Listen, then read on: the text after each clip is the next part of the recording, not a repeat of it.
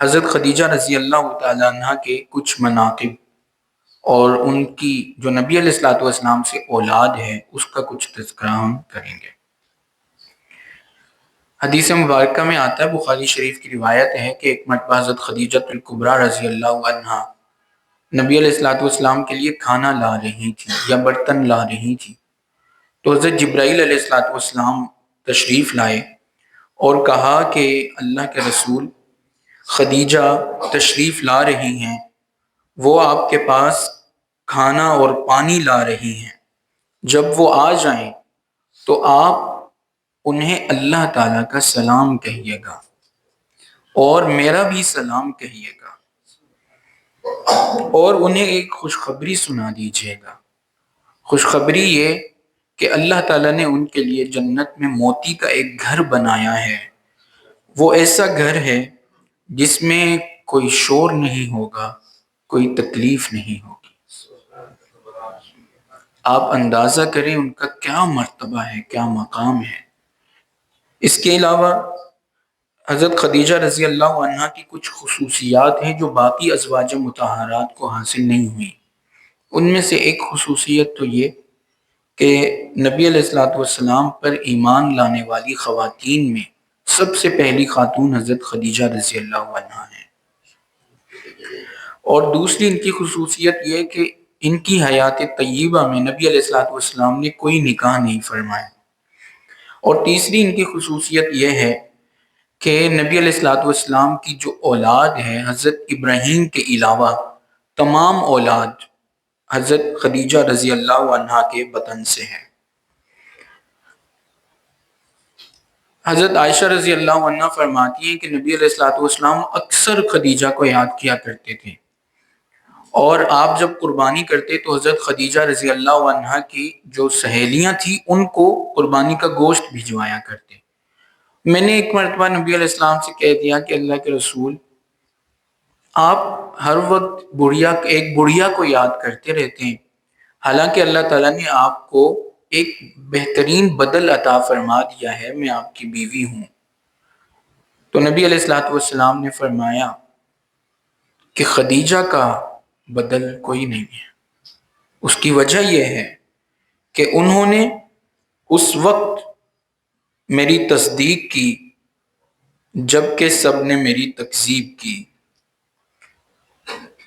اور جب لوگ مجھے جھٹلا رہے تھے انہوں نے میری تصدیق کی۔ جس وقت کوئی شخص مجھے کوئی چیز دینے کے لیے تیار نہیں تھا، خدیجہ نے اپنا سارا مال میرے قدموں پر نچھاور کر دیا، اور جب میری کوئی اولاد نہیں تھی تو اللہ تعالیٰ نے ان کے شکم سے مجھے اولاد کی نعمت سے سرفراز فرمایا، خدیجہ جیسی کوئی بھی نہیں ہے۔ اور اس کے علاوہ نبی علیہ الصلوۃ والسلام ان کی وفات کے بعد ان کو اکثر یاد کیا کرتے تھے۔ جب ان کا انتقال ہوا تو اس وقت نماز جنازہ مشروع نہیں ہوا تھا، نبی علیہ الصلوۃ والسلام نے انہیں جنت المعلیٰ میں دفن فرمایا، اور جب ان کی وفات ہوئی تو ان کی عمر اس وقت 65 سال تھی۔ انہوں نے نبی علیہ الصلوۃ والسلام کے ساتھ 25 سال گزارے، یعنی کہ نبی علیہ الصلوۃ والسلام کی عمر اس وقت 50 سال ہو چکی تھی۔ نبی علیہ الصلوۃ والسلام کی سب سے پہلی اولاد جو حضرت خدیجہ رضی اللہ عنہا کے بطن سے ہوئی ان کا نام ہے قاسم۔ انہی کی وجہ سے نبی علیہ الصلوۃ والسلام کی کنیت تھی ابو القاسم۔ قاسم کے بعد نبی علیہ الصلوۃ والسلام کی بیٹیاں ہوئیں، حضرت زینب رضی اللہ عنہا، پھر ان کے بعد حضرت رقیہ، اور پھر ان کے بعد ام کلثوم رضی اللہ عنہا، اور پھر حضرت فاطمہ رضی اللہ عنہا۔ یہ 4 بیٹیاں نبی علیہ الصلوۃ والسلام کی حضرت قاسم کے بعد پیدا ہوئیں۔ پھر حضرت فاطمہ رضی اللہ عنہا کے بعد نبی علیہ الصلوۃ والسلام کے یہ جو اولاد ہے یہ اسلام سے پہلے پیدا ہوئی۔ بعض مورخین نے لکھا ہے کہ حضرت فاطمہ بھی اسلام کے بعد پیدا ہوئی ہیں، یعنی کہ 4 بچے جو ہیں نبی علیہ الصلوۃ والسلام کے نبوت سے پہلے تھے، 3 بیٹیاں اور 1 بیٹا۔ پھر نبوت ملنے کے بعد حضرت فاطمہ رضی اللہ عنہا، اور اسی طرح نبی علیہ الصلوۃ والسلام کے جو صاحبزادے تھے حضرت عبداللہ ان کا نام طیب رکھا گیا، اور پھر ان کے بعد طاہر۔ عبداللہ بھی نام تھا، طیب بھی نام تھا، پھر طاہر پیدا ہوئے، تو 3 بیٹے اور 4 بیٹیاں نبی علیہ الصلوۃ والسلام کو اللہ تعالیٰ نے ان کے بطن سے عطا فرمائے۔ جب نبی علیہ الصلوۃ والسلام کے صاحبزادے حضرت قاسم کا انتقال ہوا، پھر عبداللہ کا انتقال ہوا، تو نبی علیہ الصلوۃ والسلام کے تینوں صاحبزادوں کا انتقال ہو گیا، تو اس موقع پر بعض نے یہ بھی لکھا 2 تھے، عبداللہ کا نام ہی طیب یا طاہر، دونوں لقب تھے عبداللہ کے، بہرحال 2 بیٹے تھے یا 3 تھے۔ جب ان کا انتقال ہو گیا تو اس وقت مدینہ کا ایک سردار تھا عاص بن وائل، اس کا پہلے بھی تذکرہ آیا ہے، یاد ہے کسی کو؟ عاص بن وائل کا تذکرہ آیا ہے، پہلے 2-3 بار آیا ہے۔ آپ کو یاد ہوگا کہ ایک زبیدی آدمی تھا، زبیدی، وہ مکہ میں مال تجارت لے کر آیا تھا، اس سے سارا مال عاص بن وائل نے خرید لیا تھا، وہ اس کو پیسے نہیں دیتا تھا، عاص بن وائل اس کو پیسے نہیں لوٹاتا تھا، اور یہ مختلف سرداروں کے پاس جاتا تھا، تو سارے سردار اس سردار کے عاص بن وائل کے اثر و رسوخ کی وجہ سے منع کر دیتے تھے کہ بھائی ہمارا اتنا نہیں، ہم تمہارے ساتھ دے سکیں۔ پھر اس نے جبل ابو قبیس پر کھڑے ہو کر اعلان کیا تھا کہ مجھ مظلوم کی کون مدد کرے گا، یہ باتیں اس نے کہی تھی۔ پھر کیا ہوا تھا، یاد ہے کسی کو؟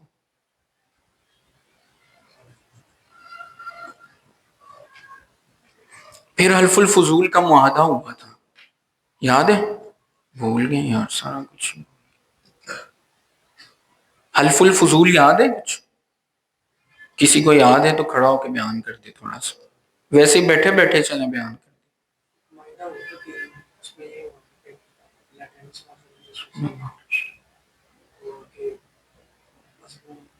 ہاں، مظلوموں کی مدد کریں گے، یہ معاہدہ ہوا تھا، اور وہ کس کے گھر ہوا تھا؟ عبداللہ بن جدعان کے گھر، ہے نا؟ یاد رکھا کریں یار۔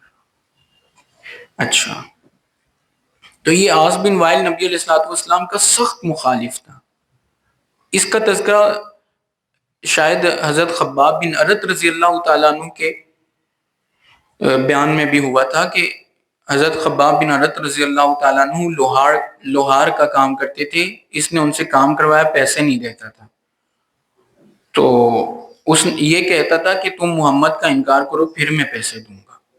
اس سے یہ پتہ چلتا ہے کہ پھر حضرت خباب نے اس سے کہا کہ تو مر کر دوبارہ بھی زندہ ہو جا، حضرت خباب نے اس سے کہا تو مر کر دوبارہ زندہ ہو جا، تب بھی میں محمد صلی اللہ علیہ وسلم کا انکار نہیں کروں گا۔ اس نے کہا اچھا، جب ہم دوبارہ زندہ ہوں گے، کیونکہ یہ دوبارہ زندہ ہونے پر یقین نہیں رکھتے تھے، تب تیرے پیسے تجھے مل جائیں گے۔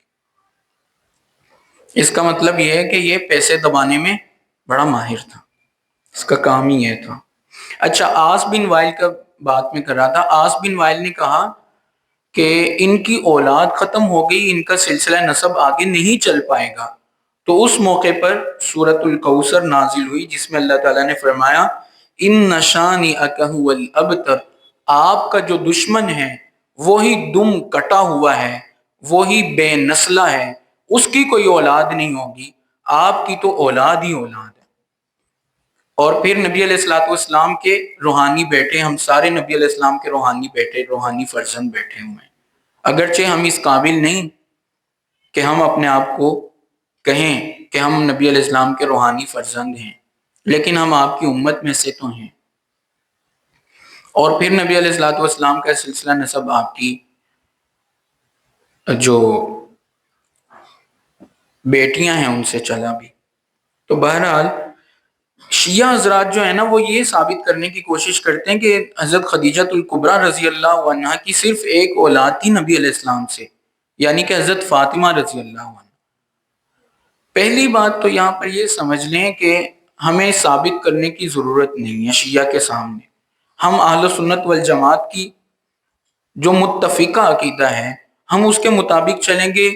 جو بندہ حضرت ابوبکر کے ایمان پر انگلی اٹھا سکتا ہے، جو سب سے پہلے ایمان لانے والے ہیں، وہ جو مرضی کہتا رہے، وہ تو بہت کچھ کہتا ہے، وہ تو یہ بھی کہتا ہے کہ نبی علیہ الصلوۃ والسلام کے چند صحابہ ٹھیک تھے، باقی سارے غلط تھے۔ تو ایسے آدمی کی کسی بات کا کوئی اعتبار نہیں۔ پہلی بات یہ سمجھ لیں۔ دوسری بات یہ سمجھ لیں کہ نبی علیہ الصلوۃ والسلام کی اولاد کے بارے میں خود شیعہ کی ایک معتبر مستند کتاب ہے اصول کافی۔ اصول کافی میں نبی علیہ الصلوۃ والسلام کی اس تمام اولاد کا تذکرہ ہے، جن کا تذکرہ میں نے ابھی آپ کے سامنے کیا ہے۔ ان کے الفاظ یہ ہیں اصول کافی کے کہ رسول اللہ صلی اللہ علیہ وسلم نے حضرت خدیجہ رضی اللہ عنہا سے نکاح کیا جبکہ آپ 20 سال سے اوپر کچھ سال کے تھے۔ چنانچہ رسالت ملنے سے پہلے حضرت خدیجہ رضی اللہ عنہا سے آپ کی یہ اولاد ہوئی: قاسم، رقیہ، زینب اور ام کلثوم۔ کتنے ہو گئے؟ 4 ہو گئے، 3 بیٹیاں 1 بیٹا۔ اور بعثت کے بعد آپ صلی اللہ علیہ وسلم کی یہ اولاد ہوئی: طیب، طاہر اور فاطمہ۔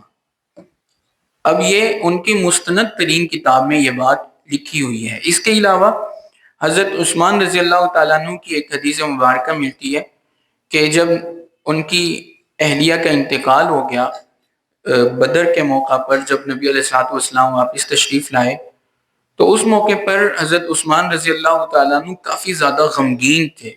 ایک مرتبہ حضرت عمر رضی اللہ تعالیٰ عنہ ان کے قریب سے گزر رہے تھے، انہوں نے پوچھا کہ عثمان تم بہت زیادہ غمگین نظر آ رہے ہو۔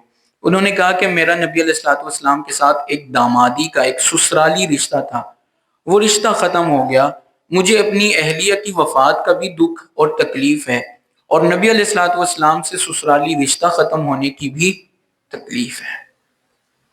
حضرت عمر رضی اللہ تعالیٰ عنہ نے ان سے عرض کیا، ان سے فرمایا کہ عثمان، میں اپنی بیٹی حفصہ کا تم سے نکاح کر دیتا ہوں، کیونکہ حضرت حفصہ اس وقت ان کا پہلے کے ہی نکاح ہوا تھا اور اب یہ نکاح ختم ہو چکا تھا۔ تو حضرت عمر، میرا خیال ان کے خامند کا انتقال ہو گیا تھا، تو حضرت عمر رضی اللہ تعالیٰ عنہ نے ان کو یہ پیشکش کی، تو حضرت عثمان رضی اللہ تعالیٰ عنہ خاموش رہے، یا یہ کہا کہ میں نبی علیہ الصلوۃ والسلام سے مشورہ کروں گا۔ تو نبی علیہ الصلوۃ والسلام نے فرمایا کہ میں عثمان کے لیے ایک بہترین رشتہ تجویز کرتا ہوں، اور وہ یہ کہ میں اپنی دوسری بیٹی عثمان کے رشتے میں دیتا ہوں اور تم اپنی بیٹی حفصہ میرے نکاح میں دے دو۔ اس انداز سے نبی علیہ الصلوۃ والسلام نے اس معاملے کو حل فرمایا۔ اب یہاں پر جو بات میں کہنا چاہتا تھا وہ یہ کہ حضرت عثمان رضی اللہ عنہ کیا فرما رہے ہیں کہ میں اس وجہ سے پریشان ہوں، نبی علیہ السلام سے میرا ایک سسرالی رشتہ تھا۔ سسرالی رشتہ تب تھا نا جب نبی علیہ السلام اس بچی کے باپ ہوتے، اگر آپ اس بچی کے باپ ہی نہیں تھے، جیسا کہ شیعہ کہتے ہیں یہ حضرت خدیجہ کے پہلے خامندوں سے ان کی اولاد تھی، حضرت زینب، حضرت رقیہ، حضرت ام کلثوم اور یہ بیٹے، تو اگر یہ نبی علیہ السلام کی اولاد نہیں تھی تو پھر آپ کا یہ سسرالی رشتہ حضرت عثمان سے بنتا ہی نہیں تھا۔ تو بہرحال یہ آپ کی اولاد ہے۔ حضرت فاطمہ رضی اللہ عنہا سب سے، یعنی کہ بہنوں میں سب سے چھوٹی ہیں، اور ان کے بعد بھی نبی علیہ الصلوۃ والسلام کے مذکر اولاد موجود ہیں۔